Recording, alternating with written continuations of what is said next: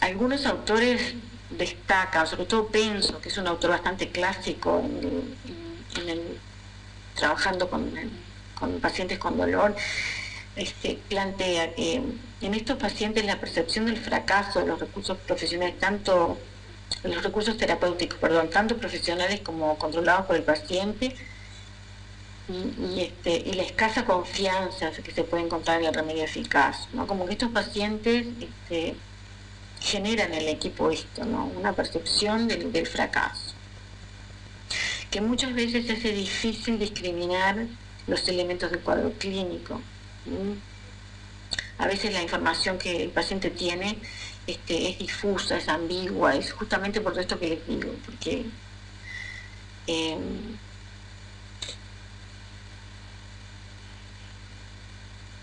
en general, cuando el paciente llega con alteraciones del humor y su estado de ánimo, vamos a ver que tanto la ansiedad como la depresión están muy implicadas en el dolor crónico.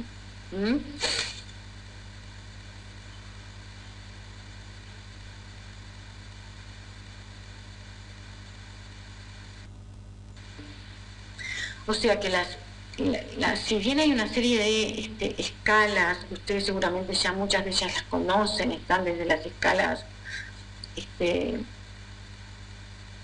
miden la intensidad del dolor desde 0 a 10, donde el paciente tiene que decir en esa escala dónde estaría situado la intensidad de su dolor. Bueno, hay una serie de escalas que no me voy a detener en ellas ahora, incluso están los mapas del cuerpo donde el paciente puede marcar las zonas de dolor, que son de gran ayuda para el clínico, pero que nunca sustituyen a la entrevista clínica integral. O sea, es fundamental en el paciente con dolor poder realizar una entrevista clínica exhaustiva, profunda del paciente, tratando de indagar todos estos aspectos que hemos venido viendo hasta ahora, ¿verdad? No hay nada que sustituya a la entrevista. Digamos, todos estos elementos fiscales son complementarios de la entrevista, pero nunca la van a sustituir.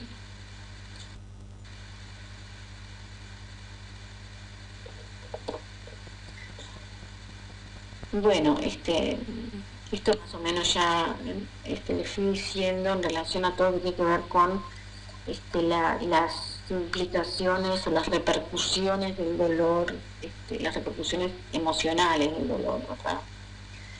En general el dolor siempre produce alteraciones psicológicas.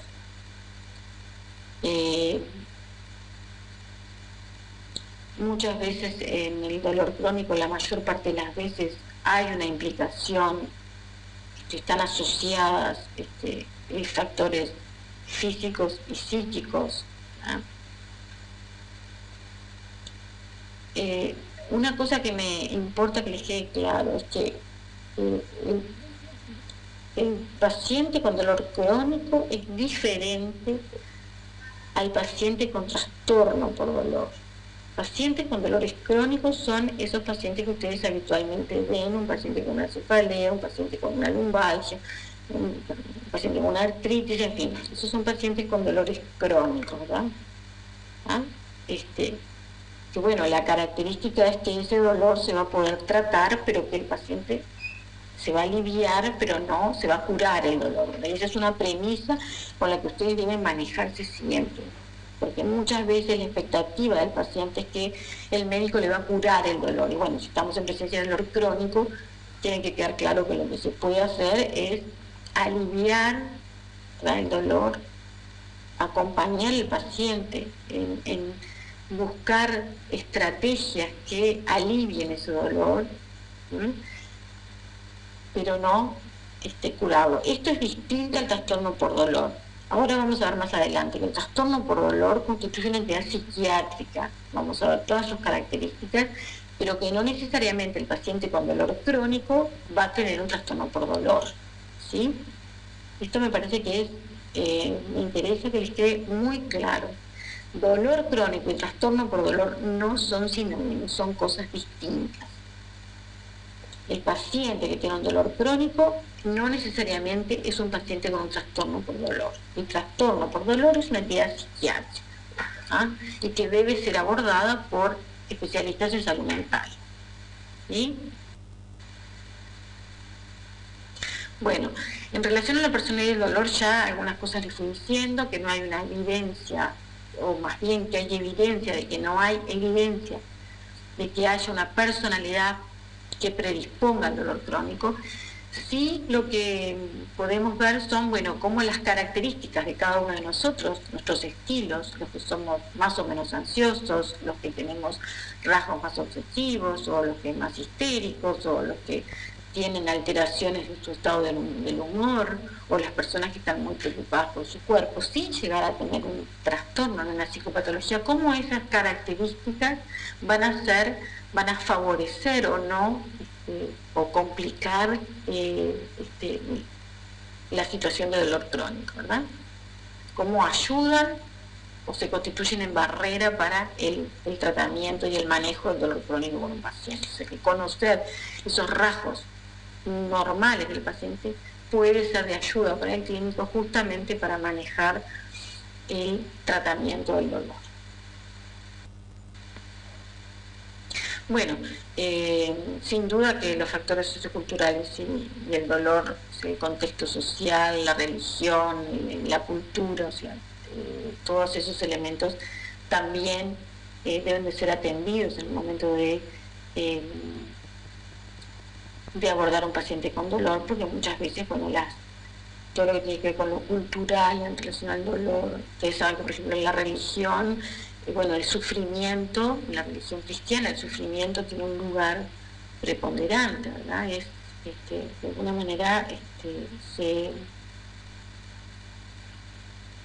se dice que, bueno, que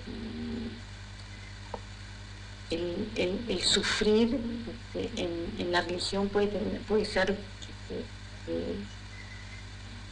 es de alguna manera bien visto el sufrimiento, ¿no? O sea que a veces hay culturas que manejan de forma diferente el dolor, ¿no?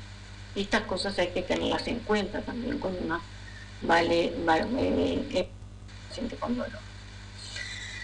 Bueno, ahora vamos directamente a lo que es la comorbilidad psiquiátrica. O sea, en general, el paciente con dolor crónico, ustedes van a encontrar depresión, ansiedad, fundamentalmente, ¿verdad?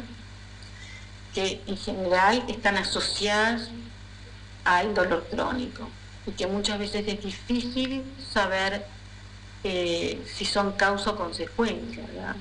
Cuando el clínico tiene que evaluar al paciente con dolor, ya el paciente viene evolucionado, se hace bastante difícil determinar qué estuvo primero, ¿verdad? Si es que se deprimió y eso originó y después hizo un dolor crónico, o si en realidad el dolor crónico es lo que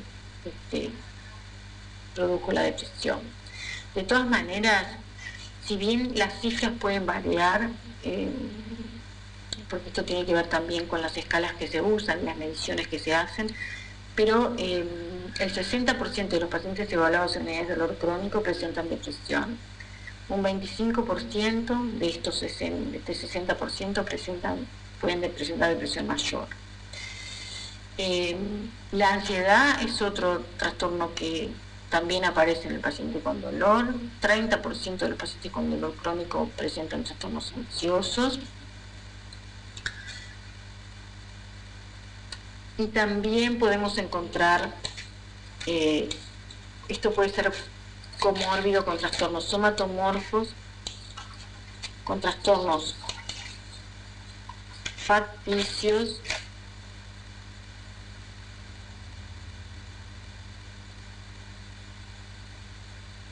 a ver, vamos a ver si casi no está quedando muy claro, ¿sí?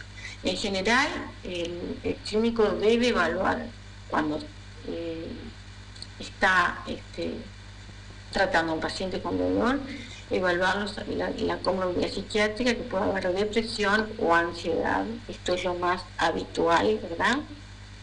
Y en estos casos, cuando están presentes estas psicopatologías hay que tratarlas, o sea, tratar la psicopatología y tratar además el dolor.